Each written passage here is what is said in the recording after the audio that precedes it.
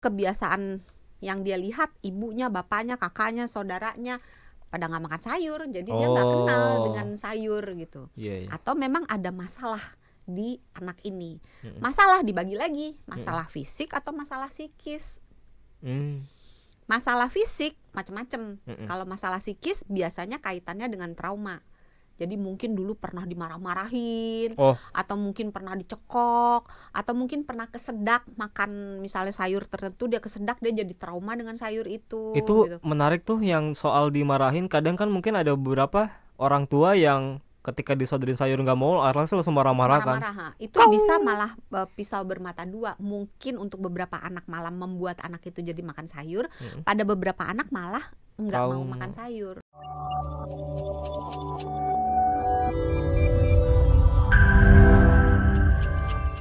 Tapi emang bener dok, banyak anak pasien deh terutama yang gak makan sayur, bener? Berdasarkan riset kesehatan Riskesdas, itu 93,6% orang Indonesia tidak suka makan sayur. Termasuk saya. Jadi kalau sahabat Sonora dari 10 pendengar itu 9 lebih gitu nggak suka makan sayur. Dan biasanya kalau orang-orang dewasa yang nggak suka makan sayur itu biasanya kebiasaan dari kecil ya? Bisa iya, bisa tidak. Jadi memang harus dan bisa terbalik. Bisa terbalik. Maksudnya dulu. dari kecilnya nggak doyan, ntar gedenya jadi doyan. Gitu. Bisa kebalik yang sebaliknya nggak? Dari kecilnya kecil doyan, nanti gedenya nggak doyan. Bisa. Bisa juga ya. Bisa. Makanya kemungkinan itu terbuka luas, jadi nggak usah terlalu khawatir gitu. Tapi biasanya apa sih dok yang dokter temuin ya? Kalau nemuin ada orang-orang yang nggak suka makan sayur, terutama anak-anak ya? Kalau anak-anak sebenarnya kita harus bedakan dulu nih, apakah dia nggak bisa, sebenarnya bukan nggak bisa, yang nggak doyan makan sayur itu penyebabnya kenapa? Apakah memang ya nggak ada sayurnya, atau kalau sayurnya ada nggak enak, emaknya nggak bisa masak, kayak gue. Karena anak kan jujur ya. Ya, jadi atau memang kebiasaan yang dia lihat ibunya, bapaknya, kakaknya, saudaranya pada nggak makan sayur, jadi dia nggak kenal dengan sayur gitu. Atau memang ada masalah di anak ini. Masalah dibagi lagi, masalah fisik atau masalah psikis. Masalah fisik macam-macam. Kalau masalah psikis biasanya kaitannya dengan trauma.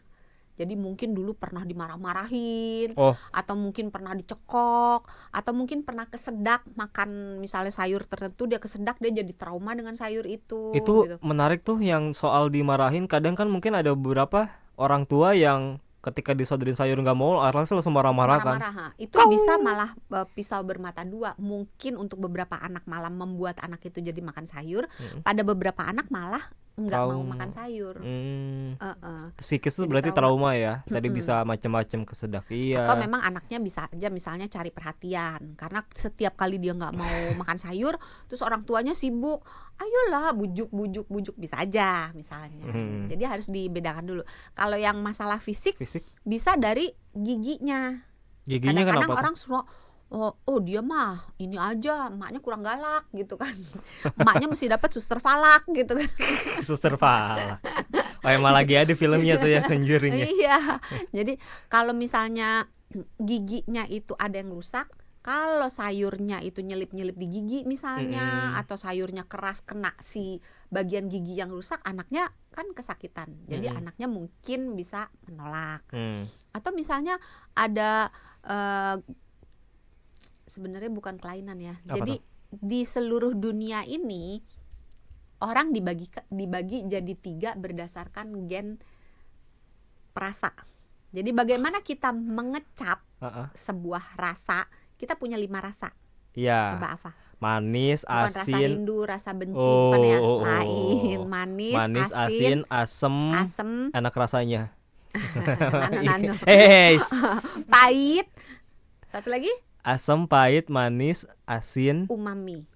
Umami itu gurih ya. Iya gurih. Terus sekarang sedang ada wacana akan ada rasa yang ke-6. Apa tuh? Lemak. Ini iya? Beneran. Serius? Iya. Lemak jadi rasa akhirnya sekarang. Baru wacana ya. Tapi belum. Tapi akan mulai banyak gerakan untuk menjadikan lemak, fat sebagai salah satu dari karena kan sampai ada bumbu gitu, makanan juga ada kan rasa lemak. Rasa yang ke-6 gitu. Nah, ketika kita mengkonsumsi sesuatu, ada bagian dari lidah kita yang bentuknya kayak jamur. Kalau kita melet, ada jamur, ada tonjolan-tonjolan kecil, bintil-bintil kecil. Oh iya. Di dalam bintil-bintil itu ada ujung-ujung saraf. Nah, ketika makanan masuk, makanan itu akan bercampur dengan ludah.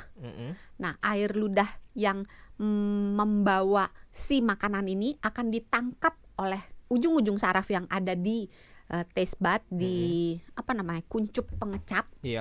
Akan mengirimkan sinyal ke otak untuk memberitahu, oh ini rasanya asin, oh ini rasanya manis, oh ini rasanya masih marah gitu. Jadi rasa-rasa itu tuh kok masih marah?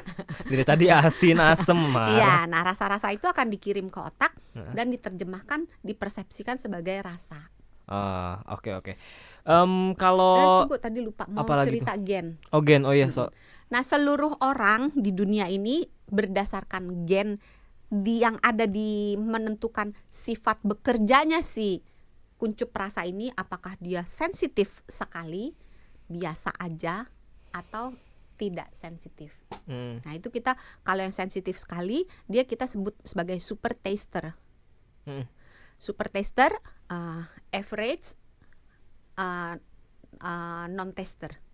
Nah, yang sensitif banget ini yang jadi masalah. Biasanya sensitifnya itu terhadap rasa yang pahit. Sayuran, which is semua, kopi, teh,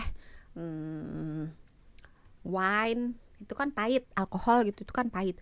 Buat orang yang super taster itu dia merasakan pahitnya itu banget gitu. Nah, itu ada 25% dari populasi dunia yang memiliki gen ini. Si super taster itu artinya dia kalau dikasih sayur juga nolak karena pahit ya kan? Tergantung sayurnya. Tergantung sayurnya. Tergantung sayurnya. Kalau sayurnya ada chemical yang menimbulkan rasa pahit, dia akan merasa pahit. Nah, gennya ini namanya TAS 2R38. Wow, hafal banget ya. Hafal nih baru contekannya. TAS 2R38. Hafal nggak coba? THS 328 2R 38. Ulang lagi nanti segmen selanjutnya nggak hafal pasti. Nah, kalau yang 50% pada umumnya biasa aja. Jadi sensitif sekali tidak sensitif juga tidak. Kalau yang di bawah itu biasanya nggak sensitif. Tapi kalau anak susah banget makan sayur itu sebenarnya wajar atau bahaya sih? Ya, tergantung dia menolak semua sayur atau hanya menolak sayur tertentu.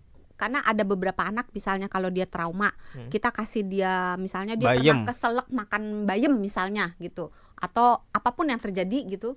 Nah, dia akan benci makan bayem tapi tidak dengan sayur yang lain. Makan wortel oke, makan labu oke. Artinya kalau sayur tertentu yang nggak mau dimakan ya wajar gitu ya. Tapi kalau akan jadi bahaya dan perlu dikhawatirkan kalau semuanya semua sayur. Karena di dalam sayur itu nggak cuma ada serat, tapi juga ada vitamin, ada mineral, ada antioksidan yang dibutuhkan tubuh untuk berfungsi dengan baik.